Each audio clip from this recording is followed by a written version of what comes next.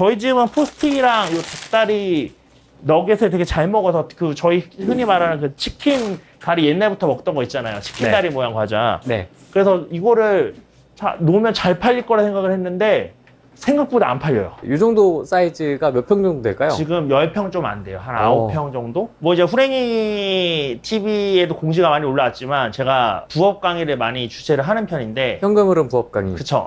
현금으로 만들기 위한 부업 강의를 많이 주최를 하는 편인데 제가 실제로 경험해봐서 아이템이 괜찮거나 아니면 그 저랑 정말 예전부터 알고 있던 지인이 해서 성과를 냈거나 해서 검증된 아이템 위주로 강의를 열자. 요게 이제는 제가 지키는 철칙 중에 하나인데 요 무인 아이스크림점도 사람들이 계속 열고 싶어 하시는 분들도 많았고 또 마침 강사님 중에 한 분이 저희 쪽에서 강의를 열어줄 수 있냐라고 물어보셔서 그러면은 내가 당신이 얘기하는 대로 무인 아이스크림점을 입지도 선정하고 오픈해봐서 당신이 말한 만큼의 수익률이 나오면 강의를 오픈해주겠다 라고 얘기를 하고서 이제는 오픈하게 된 거라고 생각을 하시면 됩니다. 결론적으로 무인 아이스크림 오픈 강의는 열지 않았죠. 그분이 장담하셨던 그 수익이 안 나기 때문에 오픈을 안 했습니다. 근데 아까 네. 보니까 아침부터 아이스크림 막 싹쓸이 해가시던데.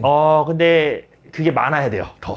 아, 진짜요? 네. 왜냐면 저희가 이제 보통 무인 아이스크림점 한다고 하면 월에 100만 원 정도 순수익이 나오는 거를 기준으로 잡고 가는데 네. 아직까지는 좀 덥잖아요. 네. 그럼 사실 지금 한 순수익으로 120, 130 찍히고 그 다음에 겨울에 뭐 6, 70 찍히면 이제 서로 평균 해가지고 한 월에 100 정도씩 순수익이 남는다. 뭐 이렇게 가야 되는데 여름에는 100이 넘었어요. 8월에는 120 정도가 넘었고 이번 9월도 100 정도는 될 것 같아요. 근데 이제 8, 9월에 120, 100 하면 겨울이 됐을 때는 이게 플러스가 나올까라고 했을 때 평균 100이 일단은 안 될 거라는 생각이 들어서 그래서 이거는 투입 금액 대비 크게 메리트가 없겠다 싶어서 그럼 이 정도 사이즈의 시설비는 얼마나 어떻게 들어갔어요? 사실 시설비는 그렇게 많이 들어가지 않아요. 저는 이제 일단은 요 에어컨은 넘겨받았고요. 천정형 에어컨은 그 기존에 있던 거 그대로 넘겨받아서 에어컨비가 일단 절약이 됐고 그 다음에 타일이나 바닥도 저는 하나도 안 건드렸어요. 이거 있는 그대로 이용을 해서 그래서 약간 여기 이렇게 다르죠? 있는 그대로 사용을 해서 그러네요. 비용이 따로 들어가지 않았고 요 진열대 진열대. 진열대랑 요 키오스크 그 다음에 키오스크 테이블 테이블. 그 다음에 뭐 요게 제일 큰 비용이죠. 요거 하는데 요거랑 이제 밖에 시트지 붙이고 위에 조명 두르는데 1000만 원 정도 들었어요. 사실 인테리어 비용을 치면 싸게 들진 않았는데 그때는 어쨌든 100 정도 남는다고 하면이 중요했고 또 제가 이걸 오픈을 4월 말쯤에 오픈을 했거든요. 만약에 제가 이게 잘 돼서 강의를 오픈을 하려고 하면 그래도 여름 전에 오픈을 하게 해드려야 되잖아요, 수강생분들을. 그래서 좀 서두르기 위해서 인테리어 비용을 좀 많이 들인 부분이 있습니다. 왜냐면 4월 말에는 오픈을 해야 5, 6월에 제가 뭐 매출을 확인을 하고 그래야지 강의를 바로 주최하더라도 8월 초에 뭐 오픈한다거나 이렇게 걸칠 수 있을 것 같아서 네. 그래서 좀 서두르다 보니까 인테리어 비용이 좀 많이 들어가긴 했고 평균적으로 인테리어 비용은 지금 저같이 한 10평 안팎 정도일 때 한 4천만 원 잡으면 돼요. 창업 비용은. 4천만 원 잡는다고 했을 때 2천은 이제 보증금, 상가 임대 보증금 들어가고 네. 1,000만 원은 인테리어비, 1,000만 원은 요거 과자랑 아이스크림 채워넣는 비용. 그래서 4천만 원 들어간다고 생각을 하시면 되고 저는 이제 바닥권리금을 주고 들어와서 바닥권리금 1,500에 이제는 보증금 1,000만 원, 그다음에 1,000 들어서 4,500만 원 총 그 오픈 금액이 들었습니다. 사실 사업치고는 적게 드는 사업인 건 맞아요. 오프라인 사업치고 적게 드는 사업인 건 맞는데 제가 워낙 이제 좀 이렇게 무자본이나 소자본으로 하는 창업들을 많이 하다 보니까 제 기준에서는 야, 월에 100만 원 벌려고 4천 투입? 그거 썩 미덥지 않은데? 라는, 그런 느낌이 있었고. 근데 그런데도 이제 테스트를 했던 이유는 신용보증재단에서 창업하시는 분들 대상으로 3천만 원까지는 저금리로 대출을 해줘요. 처음에 3천만 원 정도는 그럼 이제 금방 회수를 할 수 있겠다. 라고 생각을 했었는데, 그러면 1,500만 원 정도 드는 거잖아요? 네. 1,500만 원 들여서 뭐 이자 10만 원 정도 낸다 치고 그럼 90만 원 남으면 그거는 좀 이제 수익률이 괜찮아지니까 괜찮겠다 하고서 진행을 했었는데 예전에는 창업만 하면 바로 이제는 그거 해줬던 것 같은데 네. 지금은 창업만 한다고 되는 게 아니라 창업하고 3개월 매출이 찍혀야 되더라고요. 기준액도 있습니까? 기준액은 따로 안 보는 것 같아요. 크게 중요하지는 않은 것 같아요. 그냥 실제로 이제 오픈도 안 하면서 사업자만 내고 대출을 받으면서 악용하는 사람들이 많으니까 적어도 3개월 매출은 찍어라라는 식의 그런 규정이 생긴 것 같아요, 제 생각에. 3개월 매출 낸 거 보여주고 또 거기서 심사하는데 한 달이 넘게 걸려요. 그러니까 4개월 지나고 또 은행 갔더니 은행에서 또 한 달 뒤에 대출이 나온대.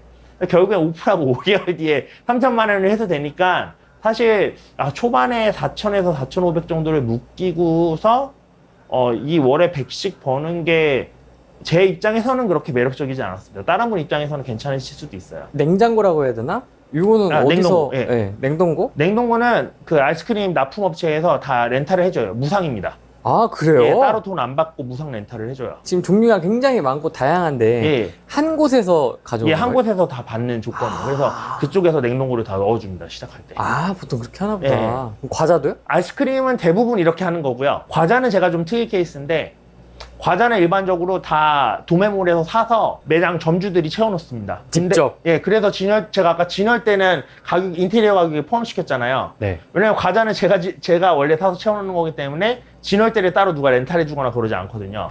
근데 저 같은 경우는 좀 이제 관리 수고를 덜려고 강사님이 이제는 좀 협의가 됐던 과자 도매처에서 그분들이 세팅을 해주시는 조건으로 이제는 계약을 했어요. 그래서 제가 이제 이렇게 보면서 없는 것들 사진 찍어서 보내드리면 네. 그러면 이제는 며칠 날 가서 채워놓겠습니다 하면서 채워놓으세요. 이게 사실 아무리 거기서 이제 신경을 써준다고 해도 주인이 하는 것만치 못하기 때문에 결국 저도 제가 채워놓는 부분들이 있습니다. 예를 들면 최근에 두바이 초콜릿이 엄청 유행했었거든요. 맞습니다. 근데 거기는 안 채워줘요, 그런 거. 그래서 두바이 초콜릿 같은 경우도 이제 제가 구해서 채워놔야지. 이게 매출에 사실 꽤 도움이 많이 됐거든요. 그래서 그런 부분도 채워놔야 되고, 여기 보면 요 멜론송이라는 것도 그 24는 여름 한정판, 초코송이 만든 데서 만든 한정판인데, 네. 이런 것도 잘 팔린다고 그래서 넣어놔서 실제로 잘 팔리거든요. 근데 걔네는 안 넣어줘요, 이런 거. 아, 인기 있는 건 안 넣어주네요. 네, 그러니까 인기 있는 거 잘 안 넣어주니까 사실, 그리고 가격이 확실히 그쪽에서 하니까 계속 이제 단가를 높이니까 손님들한테 이 가게는 비싸다라는 그런 인식을 심어줄 수도 있고, 그래서 저도 어느 정도는 이제 제가 직접 사서 비치를 하고 어느 정도는 이제 맡기고 이런 식으로 이제 좀 하이브리드로 가고 있다라고 생각을 하시면 될 것 같아요. 그럼 직접 사실 때는 어떻게 사세요? 그 사업자들만 가입할 수 있는 도매몰들이 있어요. 그래서 그런 도매몰들에 가입해서 주문을 한다던가 아니면 이제 쿠팡에서 사는 경우도 있습니다. 아, 그래요? 네, 실제로 쿠팡에서 사는 것들이 어떤 게 있냐면 쿠팡에서 사도 남습니까? 충분히 남아요. 30% 넘게 남습니다. 와. 도리토스 요것도 쿠팡에서 사고요. 네. 그리고 나초류가 또 하나 있는데 도도한 나초 요것도 쿠팡에서 사고요. 그리고 여기 너겟이나 포스틱도 다 쿠팡에서 산 거거든요. 네. 근데 이 닭다리 너겟 편의점 가면 4,000원에 팔아요. 비싸죠, 편의점. 근데 제가 2,300원에 파는데도 저는 이거 30% 남는 거거든요. 그러니까 쿠팡에서 20개, 30개씩 사실 개인 가정에서 살지는 않으니까 그렇게 사면 쿠팡에서도 은근히 이제 소싱하는 게 됩니다. 물건을 사는 게. 쿠팡에서 사서 파는 경우도 있어요. 지금도 쿠팡에서 온 물건 있습니다. 오늘 풀어야 되는 거. 새우깡을 G마켓에서 주문했구나. G마켓에서 주문해서 그래서 새우깡 이제 또 진열을 해야 돼요. 새우깡? 특히 농심권은 비싸다고 도매처에서도 안 줘요. 도매처에도 농심은 비싸게 주나 봐요. 그래서 그냥 인터넷 사서 파는 게 쌀 거다라고 그쪽에서 얘기해줘서 네. 농심권은 거의 사서 하고 있습니다. 관리하는데 좀 어려움이나 이런 거 좀 없으세요? 아까 이제 펜시류도 좀 많이 생기고 하니까. 사실 원래는 CCTV를 봐야 돼요. 상시는 아니더라도 보면은 여기 위에 달리는 CCTV 외에도 여기도 캠이 하나 있고요. 네. 바코드를 스캐너에 찍어주세요. 여기도 캠이 있거든요. 네. 이 홈캠의 역할은 뭐냐면 홈캠에 사람이 인식이 되면 제 휴대폰에 알람이 울려요. 그러면 저는 뭘 하면 되냐면 사실 CCTV를 보면 상시 보고 있어야 되잖아요. 네. 근데 요거 보면 알림이 울린 시간 중에 결제가 안 일어난 시간에만 체크를 해주면 돼요, CCTV를. 알림이 울렸는데 왜 결제가 안 일어났지 하고 보고서 이 사람 그냥 구경하다 나갔구나 이러면은 괜찮은 거고, 아니면 이제 봐야 되는 거거든요. 그래서 봐야 되는데 사실 저는 하는 게 많다 보니까 그것조차도 잘 안 하는 편입니다. 근데 안 해도 사실 이분도 여기에 제가 이제는 카드를 가끔 지폐 투입구에 넣어놓으시는 분이 계세요. 네. 실제로 며칠 전에도 술 취하시고서 안 들어가는데 카드를 억지로 넣다가 지폐 투입구가 뒤로 빠져버렸어요. 그래서 그런 경우가 있는데 이게 걸리면 그 집게로 찝어서 빼면 빠지거든요. 이것 때문에 제가 여기까지 올 수는 없잖아요. 그래서 집게를 제가 원래 여기 있다가 비치를 해뒀었어요. 끼면 빼시라고. 이 집게를 계속 훔쳐가는 거예요, 누가 와서. 그래서 요거 훔쳐간 거 해놓은 거고, 물건을 훔쳐가는 사람이 있을 수도 있기는 한데, 굳이 저는 안 봐서 사실, 그리고 로스가 그렇게 크다는 느낌도 없고, 그리고 생각보다 사람들이 알아서 연락 되게 많이 해줘요.